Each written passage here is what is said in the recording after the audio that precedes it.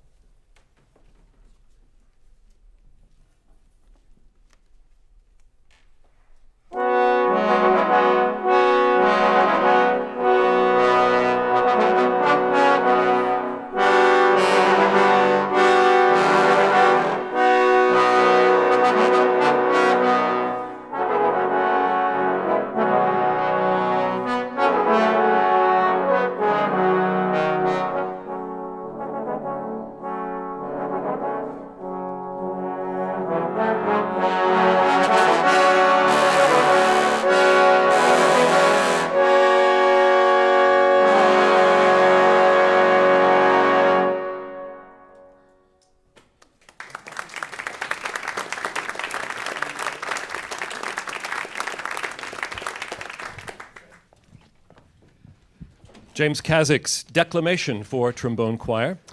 Mr. Alessi, thank you for bringing your group here. You started this band, right? That's correct. Yes, I did. I wanted to have a trombone choir at the Juilliard School, and it wouldn't seem right if there wasn't one. And you started this right after you began teaching there, which was in Yes, that's right. That's correct. Yes, and yeah, it's just many universities have trombone choir. We dabbled with it, but now I got it on the curriculum, and I'm very happy about that. You started the instrument with your father. My father was a member of the Metropolitan Opera Orchestra, and my mother sang there. But when we moved to California, he started me on the cornet. Why'd you switch? Well, he just thought there were too many trumpet players out there, and he's a trumpet player himself, and probably he thought that a trombone would be a better path for me. Well, it's proven to be a pretty good path. You've been the principal of the New York Philharmonic since 1985, and you are in demand.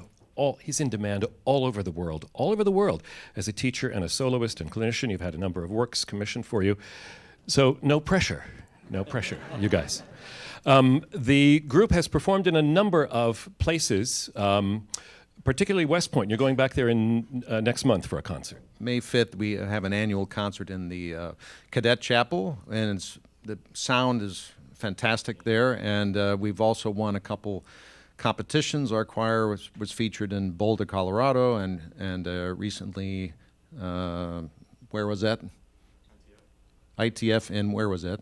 Iowa City. Thank you, Iowa City. Welcome, Iowans. Thanks for listening. Thanks for staying with us anyway.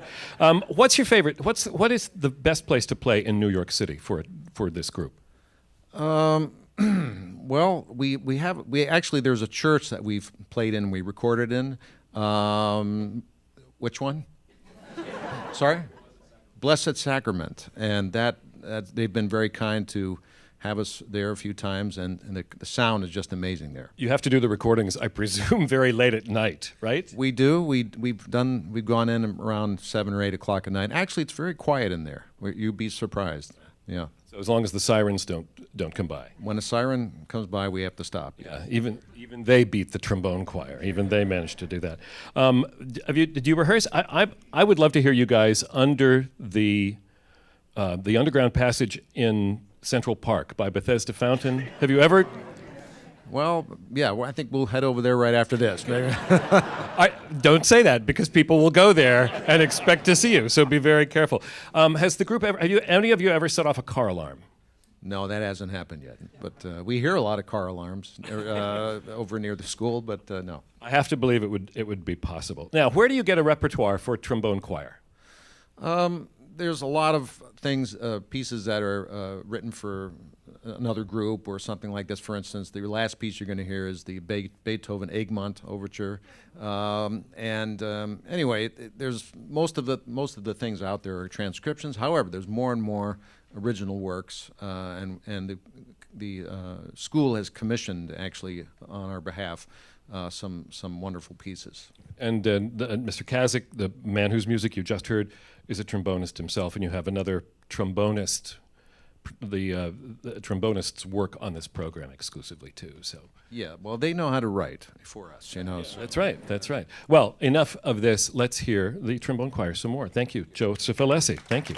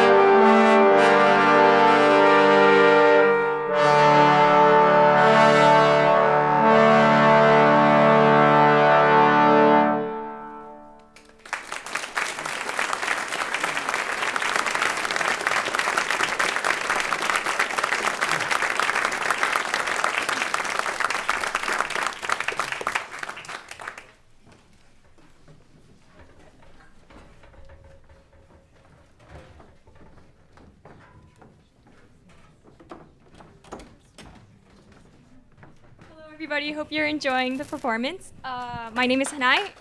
Thank you. My name is Hanai, and I'm a second-year undergrad studying at Juilliard with Mr. Lessie. The two pieces we just performed were the Parade of the Charioteers by Miklos Rosa, arranged by James Nova, who is also a trombonist at the Pittsburgh Symphony. And also the second piece that we performed was Sonata Pianoforte by Giovanni Gabrieli. The Parade of the Charioteers was originally from the soundtracks from the movie Ben-Hur in 1959, if you haven't known. And Rosa does a successful job depicting the Roman style and the march-like fanfare, and it represents the scene where the charioteer race is about to happen. In the beginning, you heard the fanfare. That's the scene where all the charioteers are entering the racetrack. And in the middle, when there was the march, they're just taking laps, showing off their charioteers and horses. And in the end, we ended with another fanfare where they begin the race. And the Gabrieli piece was originally, or Giovanni Gabrieli was an Italian composer and also an organist. So it was written in 8 parts and divided into 2 choirs, and so that's why you heard kind of like a back and forth motion. And the original intention of the 2 choirs was to play in a cathedral where they were placed in different locations so they could create an antiphonal effect. And so I thought when we all play together, it sounds like an organ instead of 12 trombones playing, so I think it's a beautiful piece, and I hope you enjoyed it. And the next piece we will be playing is The River Bells by Stephen Verhelst. Enjoy.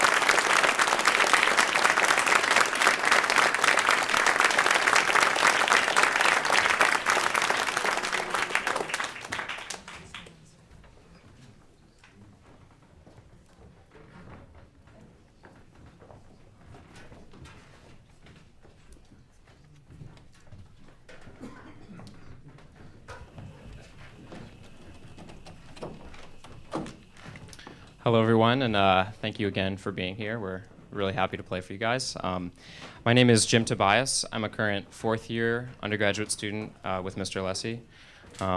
The piece you just heard was called River Bells by Steven Verhelst. Verhelst is a Dutch composer, mostly known for his low brass work, so we're thankful for him. The name River Bells comes from River Park at Columbus State University, whose trombone choir actually commissioned this piece. So glad that they did, so we can play it. Our next piece is going to be the Caprio Suite by Peter Warlock. It was composed in 1926, originally as a piano duet. You may notice some distinctive Renaissance harmonies in this piece, and it might be confusing because it's on the more modern end of the spectrum. That he used that, and he also used an old French manual of Renaissance melodies to compose with too. And you'll notice, as we did with the Gabrieli, we split into two choirs for this piece. So we have one on this side and one on this side, and you'll notice an echo effect with that as well. So we hope you enjoy the Caprio Suite by Peter Warlock.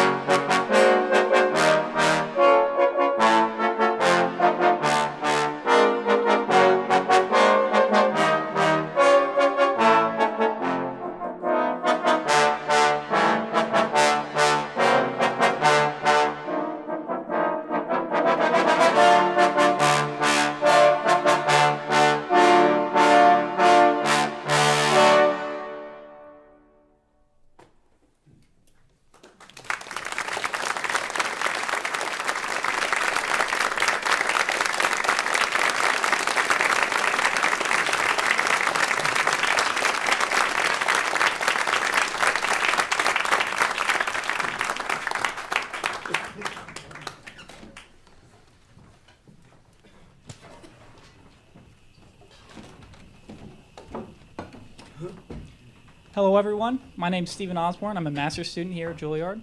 I'm from Georgia. The next piece we'll be listening to is Hidasch's Seven Bagatelles. Hidasch is a 20th century Hungarian composer, most famously known for his chamber works.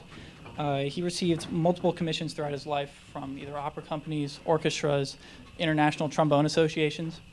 With this commission, the idea was to showcase a lighter side of the trombone choir. A lot of the time, we like to showcase more of an expansive sound, and this really gives us an opportunity to show a nice contrast, maybe a little bit more intimate and playful style. I think the people with the earplugs really appreciate that. The way that it's set up is... I was going to say that the people who brought earplugs were very smart. Sorry. The way that it's set up is there's two fanfares in the front and the end of the piece, and in between there's a scherzo, two ballads, and a waltz. Thank you. No,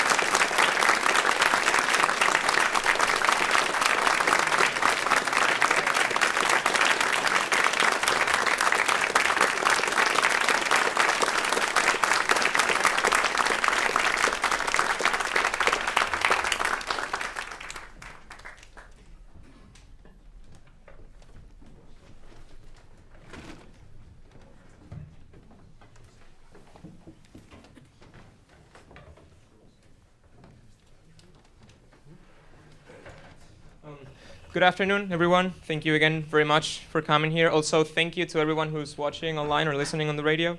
My name is Carlos Jimenez, and I'm a first-year undergrad student at Juilliard, studying with Mr. Alessi. The last piece we will play for you today is Beethoven's Egmont Overture from the set of incidental music that he was asked to write for Goethe's play Egmont.